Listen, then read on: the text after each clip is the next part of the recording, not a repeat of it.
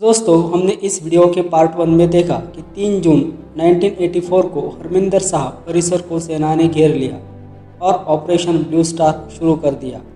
Operation blue star की अगुवाई major general Kuldeep Singh बरात को सौंपी गई। 3 जून को अमृतसर से पत्रकारों को बाहर कर दिया गया। पाकिस्तान से लगती सीमा को सील कर दिया गया। अमृतसर में 36 घंटों का कर्फ्यू लगा दिया गया और सभी प्रकार के संचार और सार्वजनिक परिवहन को रोक दिया गया और मंदिर परिसर में रह रहे लोगों को बाहर आने को कहा गया। 5 जून को शाम 7 बजे तक सिर्फ 129 लोग ही बाहर आए। लोगों ने बताया कि उन्हें भिंडरावाले के लोग बाहर आने से रोक रहे हैं। इसी दौरान 4 जून को भिंडरावाले के लोगों की पोजीशन का जायजा लेने के लिए एक अधिकारी को सादे कपड़ों में स्वर्ण मंदिर के अंदर भेजा गया। 5 जून की सुबह जनरल बराड ने ऑपरेशन में भाग लेने वाले सैनिकों को उनके ऑपरेशन के बारे में ब्रीफ किया। उन्होंने सैनिकों से कहा कि स्वर्ण मंदिर के अंदर जाते हुए हमें ये नहीं सोचना है कि हम किसी पवित्र जगह पर जाकर उसे बर्बाद करने जा रहे हैं, बल्कि हमें ये सोचना चाहिए कि हम उसकी सफाई करने जा रहे हैं। जितनी कैजुअलिटी कम हो उतना अच्छा। जनरल बराड ने ये भी कहा कि अगर आप में से कोई अंदर नहीं जाना चाहता तो कोई बात नहीं, मैं आपके कमांडिंग ऑफिसर से कहूँगा कि आपको अंदर जाने की ज़रूरत नहीं और आपके खिलाफ कोई एक्शन नहीं लिया जाएगा। जिसे भी अंदर ना जाना हो वो बाजू में आकर खड़ा हो जाए। वो 3 बटालियंस के पास गए, कोई भी बाजू में आकर खड़ा नहीं हुआ, लेकिन 4थी बटालियन में एक सिख अफसर बाजू में आकर खड़ा हो गया। उन्होंने उस अफसर से कहा, कोई बात नहीं, अगर आपकी फीलिंग्स इतनी स्ट्रांग है तो आपको अंदर जाने की कोई ज़रूरत नहीं। तो उस अफसर ने जवाब देते हुए कहा कि आप मुझे गलत समझ रहे हैं, मैं हूँ सेकंड लेफ्टिनेंट रैना।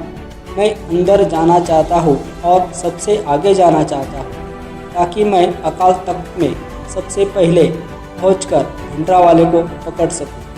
इसके बाद लेफ्टिनेंट रैना की प्लाटून सबसे पहले अंदर गई, लेकिन उनको मशीन गन के इतने फायर लगे कि उनकी दोनों टांगें टूट गई।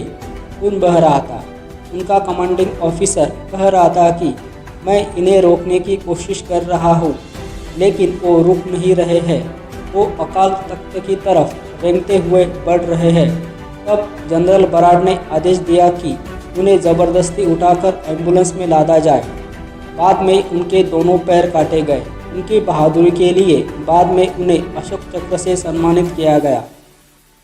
ऑपरेशन का नेतृत्व कर रहे जनरल सुंदर जी, जनरल दयाल और जनरल बराड की रणनीति थी कि इस पूरी मुहिम को रात के अंधेरे में अंजाम दिया जाए।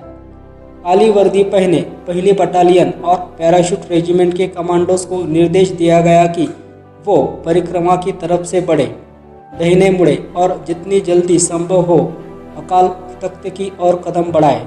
लेकिन जैसे ही कमांडो आगे बढ़े, उन पर दोनों तरफ से ऑटोमेटिक हथियारों से ज़बरदस्त गोलीबारी की गई। कुछ ही कमांडो इस जवाबी हमले में बच पाए। उनकी मदद करने आए लेफ्टिनेंट कर्नल इसरार रहीम खां के नेतृत्व में 10वीं बटालियन के गार्ड्स ने सीढ़ियों के दोनों तरफ मशीन गन ठिकानों को निष्क्रिय किया, लेकिन उनके ऊपर सरोवर की दूसरी ओर से ज़बरदस्त गोलीबारी होने लगी। कर्नल इसरार खान ने सरोवर के उस पार भवन पर गोली चलाने की अनुमति मांगी, लेकिन उसे अस्वीकार कर दिया गया। कहने का मतलब एक ही सेना को जिस विरोध का सामना करना पड़ा उसकी उन्होंने कल्पना भी नहीं की थी। जनरल बराड के मुताबिक पहले 35 मिनट में ही पता चल गया था कि इनकी प्लानिंग, इनके हथियार और इनकी किलाबंदी इतनी मजबूत है कि इनसे पार पाना आसान नहीं होगा। हम चाहते थे कि हमारे कमांडो अकाल तख्त के अंदर स्टन ग्रेनेड फेंके। स्टन ग्रेनेड की जो गैस होती है उससे आदमी मरता नहीं है, उसको सिर्फ सिरदर्द होता है, उसकी आंखों में पानी आ जाता है, वो ठीक से देख नहीं सकता और इसी बीच हमारे जवान अंदर चले जाए। लेकिन इन ग्रेनेडों का अंदर फेंकने का कोई रास्ता नहीं था। हर खिड़की और हर दरवाजे पर रेत से भरे बैग लगे हुए थे। ग्रेनेड दीवारों से टकराकर परिक्रमा पर वापस आ रहे थे और हमारे जवानों पर उनका असर होने लगा था।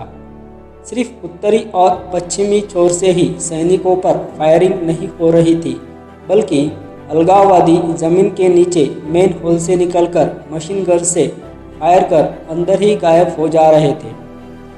जनरल शाहबेग सिंह की जो भिंडरावाले की ओर से लड़ रहे थे, उन्होंने इन लोगों को घुटने के आसपास फायर करने की ट्रेनिंग दी थी, क्योंकि उनका अंदाज़ा था कि भारतीय सैनिक रेंगते हुए अपने लक्ष्य की ओर बढ़ेंगे, लेकिन कमांडोज बाकायदा चलकर आगे बढ़ रहे थे।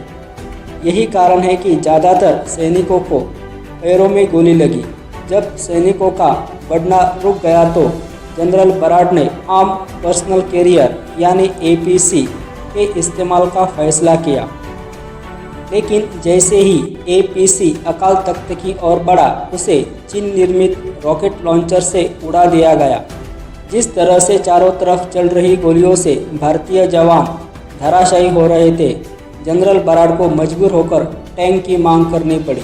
लेकिन जब कुछ भी सफल नहीं हो पाया और सुबह होने लगी और अकाल तख्त में मौजूद लोगों ने हार नहीं मानी, तो हुक्म दिया गया कि टैंक के सेकेंडरी आर्मामेंट से अकाल तख्त के ऊपर वाले हिस्से पर फायर किया जाए, ताकि ऊपर से गिरने वाले पत्थरों से लोग डर जाए और बाहर निकल आए।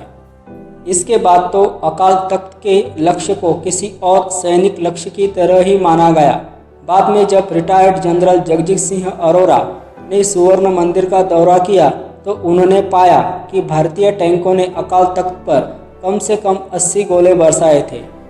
5 जून की रात से 6 जून की रात तक दोनों तरफ से ज़बरदस्त गोलीबारी और बमबारी होती रही। 6 जून की देर रात जनरल सिंह भिंडरावाले और उनके जनरल शाहबेग सिंह की लाश सेना को मिली।